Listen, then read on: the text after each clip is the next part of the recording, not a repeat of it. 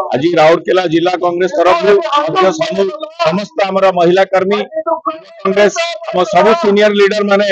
AD candidate माने AD उपस्थित होई सरकार डबल इंजन सरकार रे विरोध रे आज हमें एक जगह उपस्थित अछु आमर ऑब्जर्वर आमर फॉर्मर स्टूडेंट प्रेसिडेंट मिलन पटनायक मध्य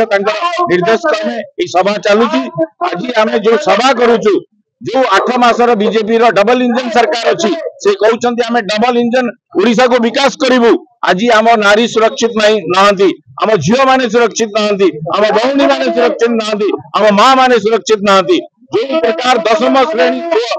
झियो माने हॉस्टल रे सरकार छात तले प्रेगनेंट होती छुआ जन्म नौकरी दुर्भाग्यपूर्ण जिनस किसी नहीं मुख्यमंत्री हमें सचेत हुआ अन्यथा मां माने भौणी माने आपन को गादीच्युत करेंगे आपंकर जो राजरास्ता आसिकी कांग्रेस दल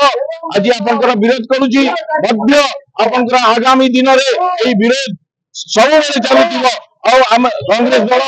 मां भौणी सांगे अच्छी रक्षा सब प्रस्तुत अच्छी।